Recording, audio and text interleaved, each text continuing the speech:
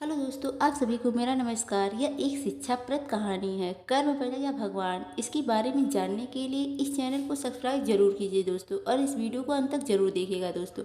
रमन बहुत ही धार्मिक और भगवान को बहुत मानता था। वहीं हरीलाल कर्म में विश्वास रखने वाला बहुत ही मेहनती व्यक्ति था।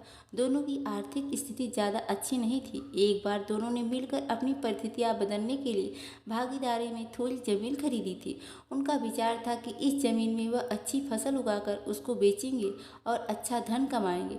अब समय था फसल पाने के लिए। खेत में मेहनत करने का मेहनती हरीलाल खेत में काफ़ी ईमानदारी से मेहनत करता था, लेकिन रमल खेत से दूर ही रहता था और मंदिर में जाकर भगवान से अच्छी फसल की उपज मिले इसलिए पूजा प्रार्थना करता था।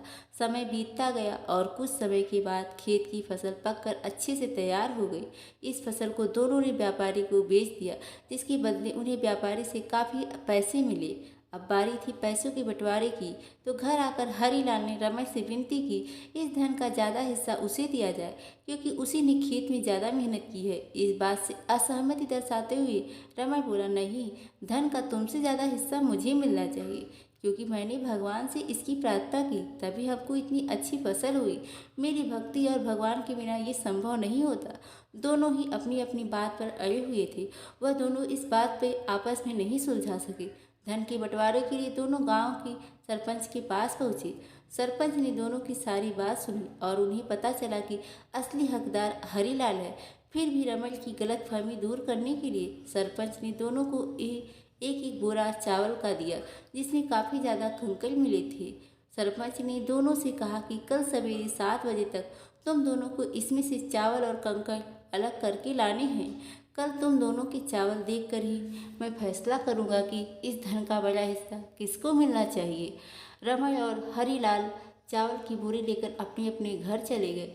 मेहनती हरीलाल ने रात भर बिना सोए चावल और कंकड़ को अलग अलग किया, लेकिन रमल चावल की बोरी को लेकर मंदिर में गया और भगवान से चावल में से कंकड़ अलग करने की प्रार्थना करके सो गया।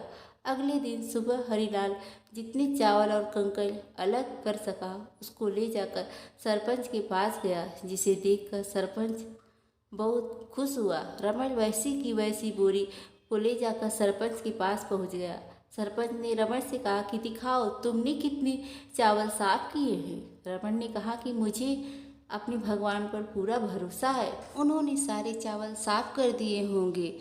जब उसकी चावल की बोरी को खोला गया तो उसमें से चावल और कंकड़ वैसे की वैसे थे। सरपंच ने रमल को समझाया कि भगवान तो तभी सहायता करते हैं जब तुम मेहनत करते हो।